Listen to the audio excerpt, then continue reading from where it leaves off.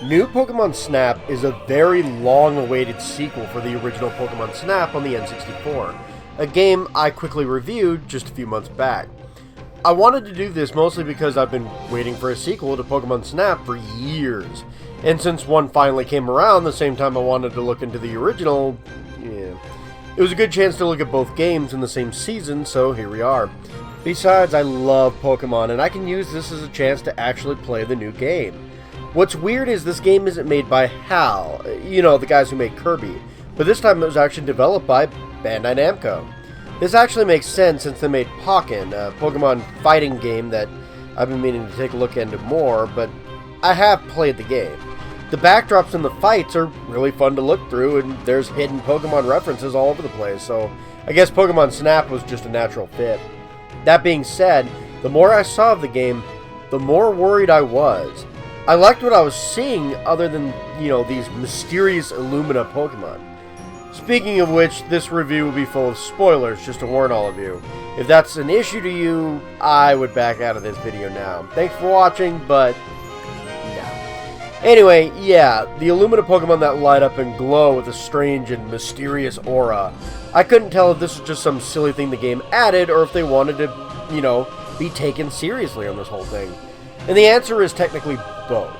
The Illumina Pokemon are a very important part of this game, but they are here for just being sort of a boss fight at the same time.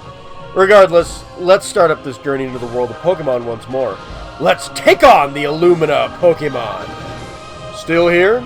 Great. Hope you don't mind spoilers because I'm bursting this wide open. You are a young photographer hired to help survey the Lental region, a series of islands with a lot of Pokemon on it. It is thought that humans have barely been here before, outside of a lone adventurer by the name of Captain Vince. Vince cataloged something called the Illumina Pokemon, a large Pokemon glowing with energy and pretty designs. Vince meant 2 of them, but theorizes there are at least 4. Vince photographed said Pokemon, but using an old-ass camera didn't really work well and the pictures are all blurry as hell.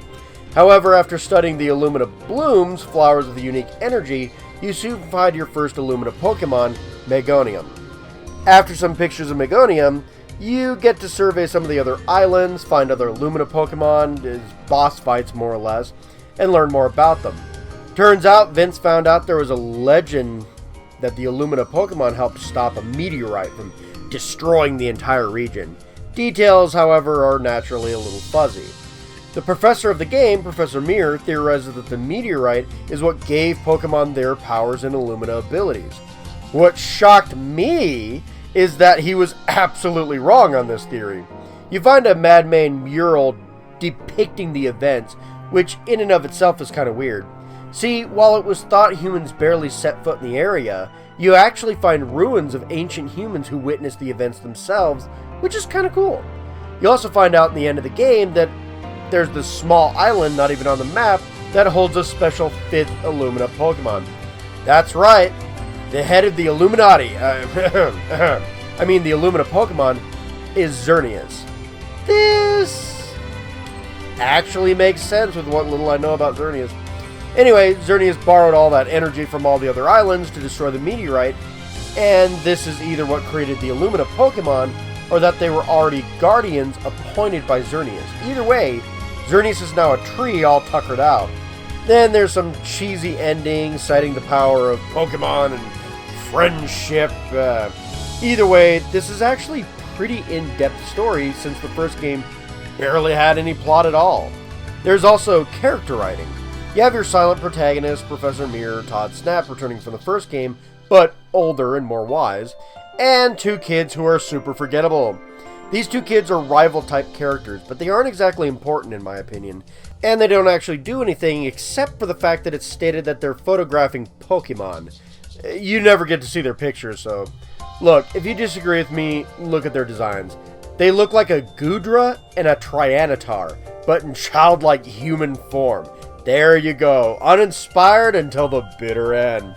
Regardless, their writing isn't terrible, they just weren't needed overall. They try to help the professor explain things and compliment pictures that you take. They may not be needed, but I do think they aren't bad either, if that makes sense. If you don't like them, they're harmless in the grand scheme of it all. Anyway, the writing is a huge step up and actually had me invested in the story. I'm happy to say this was way fixed from the previous game. So, obviously, this game is going to be charming as hell. It is Pokemon. If you like battling Pokemon, this isn't for you. But if you like cute interactions while camping on Sword and Shield, well, the entire game is basically that. The Pokemon interact with you and each other. They can be adorable or fierce. All small interactions are just as great as they were in the N64 games, but thanks to the graphics, they all look far better this time around as well. And there are many more of them this time also. The music is also appropriate for the setting. It is calm and peaceful while going through the night settings, and epic when in a boss fight. Also, small changes happen when you level up each area as well. See, each area has you doing research, and you actually gain experience and level up each area. They say it is Pokemon getting more used to you as time goes on, but it gives each level slight changes for playing through multiple times. That's great. Certain things and interactions can only happen when you get to level 3 of a stage. The small changes make the stage worth revisiting. That's awesome. If you look into your journal, you can even see maps of each level where you found Pokemon. I'm a sucker for little details like this.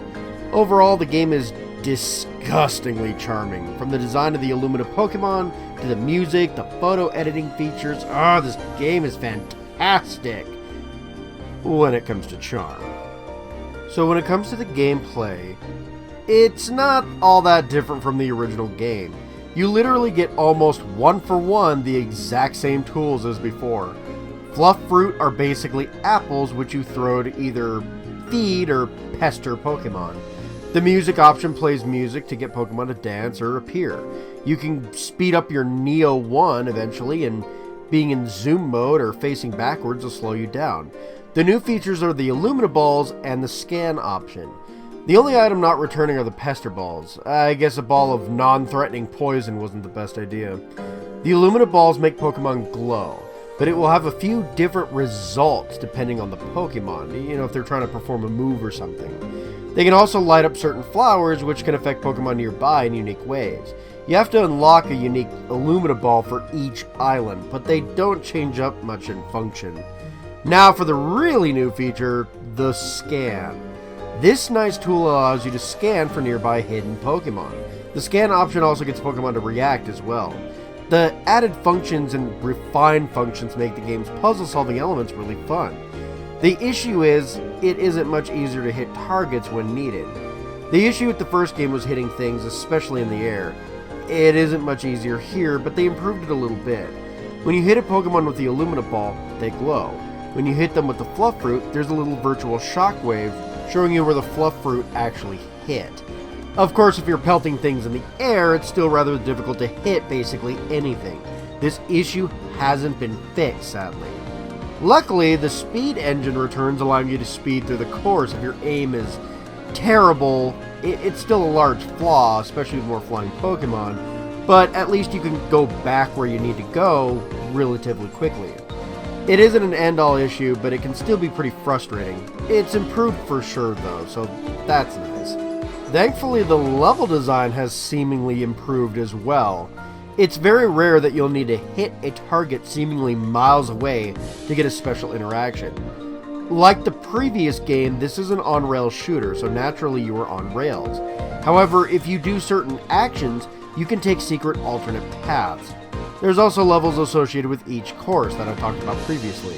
If you can take more and more pictures, more or less you can up your level from 1 to 2 pretty quickly.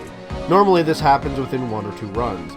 You will have to do this for many levels to move on with the story in many different areas, or sometimes you can scan ruins or glowing flowers to progress the game as well. While level 2 is required for progression, you can get to level 3 and max out as well.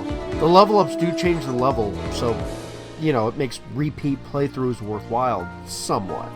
The higher level you have, the more Pokemon you'll find on the stage. Sometimes this changes the route you can take as well. You also don't have to hit every level to progress. Some are optional around here. Your main goal is to study Pokemon, flowers, and ruins on each island leading you to the Illumina Pokemon. The Illumina Pokemon are like boss fights. You can have a picture of the Illumina Pokemon, but if it isn't glowing, it won't count. This means you almost always have to hit a Pokemon with the Illumina orbs. However, this isn't exactly easy. Wishy-Washy, for example, you have to hit enough smaller fish for it to school together and then get it to glow. With Volcarona, you have to hit one with enough fluff for it to remove the fire, then hit it with an Illumina orb and then snap the picture. You know, since it's mid-air, it's not exactly easy. Steelix is super fast. Despite being easier to hit, getting a picture of it glowing isn't super easy. Milotic needs to be hit from underwater by a fluff root.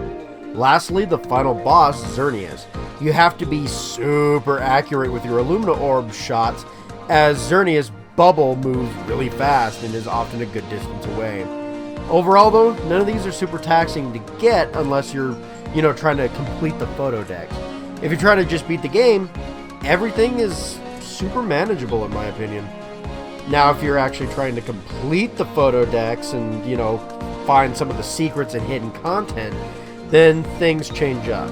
First thing, you can grind and get most of the levels on the, stages to level 3 or more. You will eventually gain access to the beach and reef at nighttime, which are completely optional levels. You can eventually wander the camp as well, taking pictures there. Most stages also have secret paths that you can unlock, which is fun, although sometimes it just depends on the level and scanning the alternate path. After beating the game, some levels suddenly have legendary and mythical Pokemon to find. A lot of mythical Pokemon show up on these islands. Suicune, Lugia, and Hu-Oh also begin showing up, which is strange. The mascots of Gold, Silver, and Crystal? Are we being told about something? Yeah, probably not. Maybe the world is telling me I should start recording Pokemon Crystal already. Regardless, these are fun secrets to find after the main game wraps up. You can also get pictures for all of the Pokemon. Unlike the original game where you can find hidden interactions and get bonus scores for certain Pokemon, here every Pokemon has hidden reactions. You can get a 1 to 4 stars depending on how interesting the reaction is. Every Pokemon has a hidden reaction to get 4 stars. It's just a matter of figuring out how. However, some of the methods needed to find the 4-star interactions are super easy and some are absolutely absurd. It is absolutely crushing to try and get a 4-star photo and end up not getting it because one thing going wrong or a Pokemon not doing what you intended. This is an absolute pain in the ass. Also, there are mini missions you can get as well. They basically help you find interactions, but you can unlock things in the photo filter as well. Stickers to mess with your pictures. You can mess around with some of the pictures you take, and while you can only, turn in one picture to the professor of each Pokemon per run of a level, you can save ones that you really like. Hell, you can even retake them, which is kind of a neat feature. It is, of course, a still scene. You can, look kind of where you're at the original picture, but you can recenter it, edit it if you'd like. You can also gain stickers and filters by doing the side tasks previously mentioned, like photographing all the Pokemon or doing the mini missions that you can get 3 or 4 star photos. Is it all worth it? I don't mind a good photo filter by any means, and if you like the base game, it is nice to have things to do afterwards. I would say though that some of this crap is just too convoluted for its own good to get. If I'm honest, that is probably the largest flaw for sure. So is the new Pokemon Snap the perfect sequel to the original? No, of course not. There are still some flaws in the designs of the game. The secret 3 and 4 stars can be absolutely perplexing to get when doing mini missions and filling out the Pokedex, while some are super easy to figure out. Also, throwing things in the air can still absolutely be a pain in the ass. One of the biggest issues from the previous game, and it is still present here despite the improvements on land-based hits. Regardless, everything else is done very well. Most of the secrets are fun to find and locate, and the photo filter things are really fun. The story is pretty well written, and the game is charming as all hell, and most of the gameplay is slightly better, but mostly unchanged from the original game. The levels are really done well. There are a ton of levels compared to the original game and tons more Pokemon to photograph. So if you love the first game, you will absolutely love this. Overall, looking critically, I think the game is great. I could probably recommend it to 8 out of 10 people, making the scores 8 out of 10. I hope we can get a sequel to this game sooner rather than later this time around. Maybe not taking as long as the last one took, but hopefully not, in a year either. Regardless, this is all the time I have for this game. Next time, I'm hoping to go back to Mario with Super Mario 3D World as well as Bowser's Fury. Until then, take care, my minions. Remember to like, subscribe, comment if you want to chat about my opinions or enjoy the video, yada yada, blah blah. Take care, guys. Bye-bye.